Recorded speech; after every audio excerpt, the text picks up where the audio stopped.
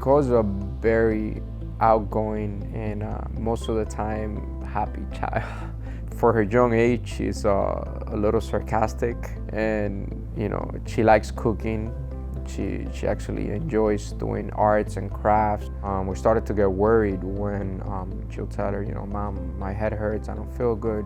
It persisted and she started throwing up. She would put her hands on her head and she'd be like, my brain hurts. And I suffer from migraines. So I just thought it was something like headaches.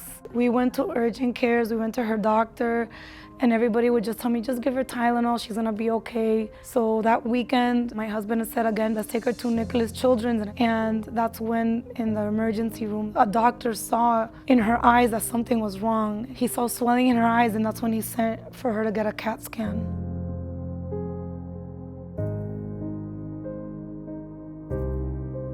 All of a sudden, I see like 5 doctors come in, and right away, I knew it was not good news. I knew it because they were looking at me, and they kept asking me like, oh, is your husband coming? Is your husband? I had told them that my husband was on his way.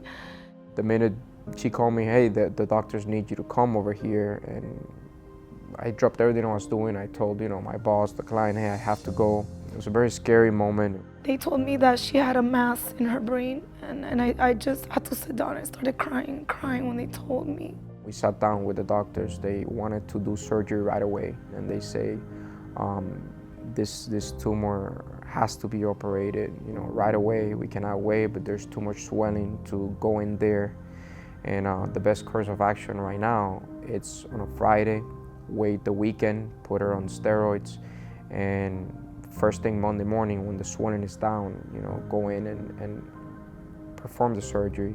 Her MRI showed a mass that was in the brain and abutting the fluid spaces of the brain, blocking the normal drainage pathway of the fluid spaces of the brain. We knew that we needed to mobilize and get her to the operating room. They sat us down and they told us the risk with the surgery, the risk that it could be a malignant tumor, and all of the things associated with it. Knowing all of the risk, we still had an understanding that the risk was worth it.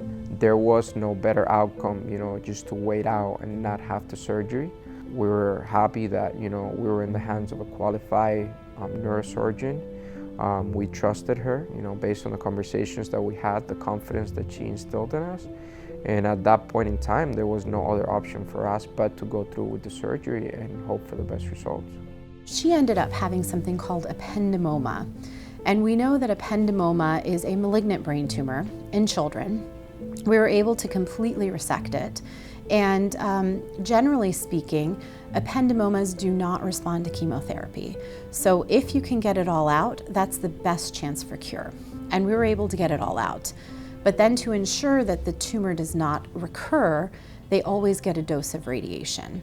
We understand how blessed we were that she was able to walk right away, and she started remembering words, and she started acting like a normal child, within a week of the surgery. So she got 33 rounds of radiation, and I gotta say, not because she's my daughter, but she's like a total trooper.